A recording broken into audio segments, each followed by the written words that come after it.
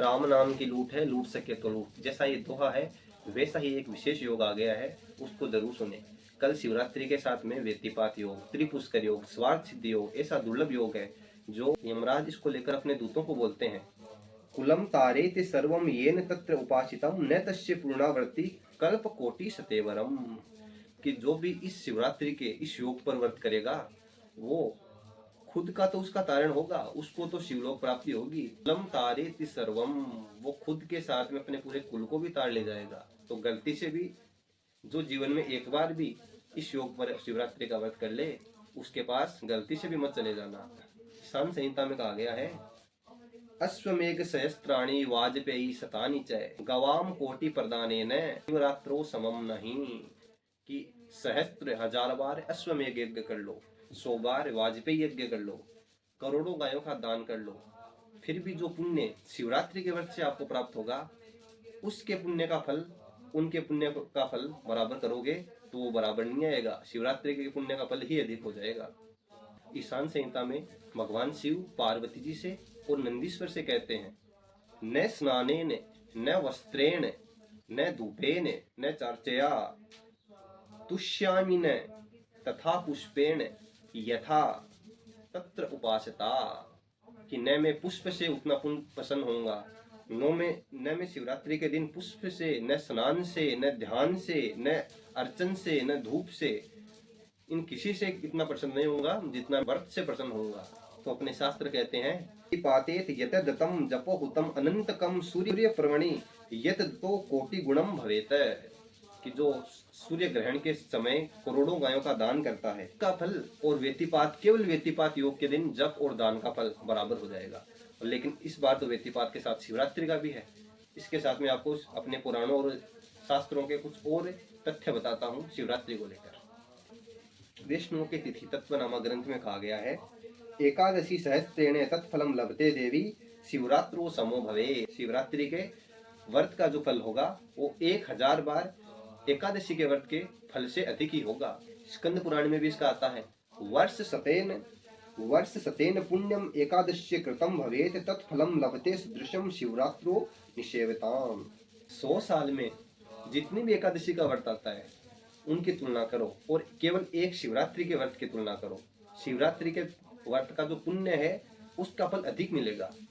100 वर्षों में कितनी एकादशी होती हैं? एक साल में 24 एकादशी होती हैं, एक महीने में 2 एकादशी होती हैं, तो साल में 24 एकादशी हो गई, और 100 साल में 2400 एकादशी हो गई। तो जो 2400 एकादशी का व्रत करता है उनका जो पुण्य है और शिवरात्रि का जो पुण्य है उनका फल उनके फल की अगर तुलना करेंगे तो शिवरात्रि के फल की तुलना, शिवरात्रि का पुण्य उसकी तुलना में अधिक ही जाएगा। इसको लेकर भगवान शिव स्वयं क्या कहते हैं, यानी कन्यत्र लिंगानी स्थावराणी चराणी च तेषु संक्रमते देवस्तस्य रात्रो यतो हरः। इस शिवरात्रि के दिन मैं शिव स्वयं जितने भी चल शिवलिंग है और जितने भी अचल शिवलिंग है उनके अंदर मैं संक्रमण करता हूँ। अर्थात जितने भी आपके घर में जितने भी शिवलिंग है और जितने भी प्रतिष्ठित मंदिरों में शिवलिंग है उनके में मैं संक्रमण करता हूँ, अर्थात अपनी ऊर्जा के साथ उनमें मैं विद्यमान रहता हूँ। आगे है, शिवरात्रि तथा प्रोक्ता तेन से हरिवल्लभा। शिवरात्रि के व्रत से शिव जी तो प्रसन्न होते ही हैं, लेकिन भगवान कृष्ण और भगवान नारायण भी प्रसन्न होते हैं। वैसे भी शास्त्रों में काफी उदाहरण आए हैं कि जैसे जब इंद्र और भगवान कृष्ण का युद्ध हो रहा था तो उस रात्रि में धरती पे शिवरात्रि आ रखी थी, जिस समय वहां पे युद्ध चल रहा था। तो भगवान कृष्ण ने युद्ध को रोककर शिवरात्रि का पूजन किया और फिर वापस से दूसरे दिन जाकर इंद्र को जीता। इधर रामायण, वाल्मीकि रामायण में भी आता है कि जब गुरुग्रह में थे भगवान श्री राम, उस समय शिवरात्रि का जब व्रत आया तो गुरु के साथ और चारों भाइयों के साथ भगवान श्री राम ने शिवरात्रि के अवसर पर भगवान शिव का यथावत पूजन किया, पूरी रात्रि पूजन किया और सुबह दूसरे दिन अपना व्रत खोला। कई लोग बोलते हैं कि ये तो शिवों का व्रत है, हम वैष्णव हैं, हम शाक्त हैं, हम गणपत्य हैं, तो हम इसका व्रत क्यों करें, हम तो अमुक देवता के भक्त हैं। तो हरि भक्त विलास जो वैष्णवों का बहुत प्रसिद्ध ग्रंथ है उसमें गौतमी तंत्र का उदाहरण देकर एक श्लोक आया है, शिवरात्रि व्रतम कृष्ण चतुर्दश्याम तु फाल्गुने वैष्णवेरपि तत्कार्यम श्री कृष्ण प्रियते सदा। कि जो शिवरात्रि का व्रत करता है वो शिव जी की प्रसन्नता के साथ भगवान श्री कृष्ण की प्रसन्नता भी प्राप्त करता है, और भगवान श्री राम जितने भी वैष्णव देवता है सभी की कृपा प्राप्ति उसको एक ही व्रत मात्र से हो जाती है। अर्थात जो शिवरात्रि का व्रत है वो केवल शिव जी का व्रत नहीं है, का व्रत भी है। क्यों? शिवस्य हृदय विष्णु, विष्णुस्य हृदय शिव है। अर्थात शिव जी के हृदय में विष्णु जी रहते हैं और विष्णु जी के हृदय में शिव जी रहते हैं। स्कंद पुराण में भगवान श्री राम के गुरु वशिष्ठ ऋषि ने क्या कहा है? अज्ञानेनपि यत् पुण्यम कृतं तेन दुरात्मना तस्य वीर्येण राजेंद्र गतोसो शिव मंदिरम। एक शिकारी था, वो बड़ा दुरात्मा था, नित्य हजारों सैकड़ों जीवों को की हत्या करता था। एक दिन ऐसे हुआ कि वो पूरे दिन शिकार को ढूंढता रहा, लेकिन उसको शिकार नहीं मिला, उसको मांस खाने के लिए नहीं मिला। तो जब मांस खाने के लिए नहीं मिला तो वो वहीं जंगल में रुक गया। जंगल में रुककर उसने देखा कि यहाँ पे तो कोई मंदिर सा दिख रहा है। तो हालांकि नास्तिक था, दुष्ट था, लेकिन रात्रि है तो जानवरों का भय न रहे, इसलिए वो मंदिर में चला गया और शिव जी के मंदिर में पूरी रात भूखा बैठा रहा। और वो रात्रि बाई चांस वो रात्रि शिवरात्रि थी, तो भगवान इसी से प्रसन्न हो गए। तो अनजाने में उससे शिवरात्रि का व्रत हो गया, और अनजाने में शिवरात्रि का व्रत होने के कारण वो शिव मंदिर में पहुंच गया। एक कथाई से भी आती है कि वो एक बील के पेड़ के ऊपर जाके बैठ गया, भूखा पूरे दिन का भूखा था। तो नींद में नीचे न गिर जाए, कोई जानवर उसका शिकार न कर ले, तो रात को बील के पत्ते तोड़ तोड़ के नीचे फेंक रहा था, और नीचे शिवलिंग थी। तो जो वो शिवलिंग पे जाके गिर रहा था, तो उसने भूखे रहने के कारण उसका व्रत भी हो गया और शिव जी का अभिषेक भी हो गया। हालांकि वो तो तोड़ तोड़ के फेंक रहा था, लेकिन भगवान वो तो आशुतोष हैं, बहुत जल्दी प्रसन्न होने वाले हैं। उसी से खुश होकर उन्होंने उसको वरदान दिया, उसको मोक्ष प्रदान किया। तो ये जो मैं आपको फायदे बता रहा हूँ, इसके साथ में कुछ निषेध भी हैं। निषेध क्या है? उपवासम प्रभात कृतम कृत्वा यस्तु न जागरम करोति वृथा तस्य उपवासो भविष्यति। कि जो पूरे दिन से भूखा रहे, पूरे दिन से उपवास करे और शिवरात्रि के रात को जागरण न करे, तो उसका जो व्रत है वो वृथा हो जाता है। अर्थात जो शिवरात्रि जोड़ा गया है, इसका रात्रि का ही विशेष महत्व है। दिन संकल्प लेकर व्रत करेगा और रात्रि में अगर बाई चांस वो सो गया, तो उसको वो जितना फल इसमें बताया गया है उसको पुण्य, वो उतने पुण्य का भागीदार नहीं होगा। तो शिवरात्रि अर्थात कहने का मतलब यही है, शिवरात्रि व्रत का विधान यही है कि सुबह संकल्प लेकर, हाथ में जल लेकर संकल्प बोलो कि हे भगवान आशुतोष शिव, मैं आज के दिन आपके शिवरात्रि व्रत करने का संकल्प लेता हूँ, और कृपा करके निर्विघ्न ये पूर्ण हो, इसके लिए आप मुझे पर आशीर्वाद बनाए रखना। और पूरे दिन व्रत रखे, अन्न खाए, जागरण करें।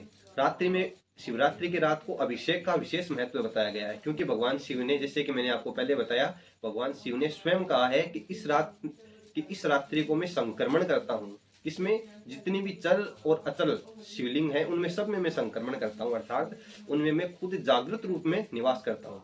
शिवरात्रि को लेकर एक कथा और भी आती है कि जो शिव जी के भक्त हैं, तो शिव जी के भक्त तो शिव जी की तरह, जब चाहे शिव जी एकांतवास में है तो भी वो तो जाके खड़े हो गए कि भैया हमको तो शिव जी के दर्शन करने हैं।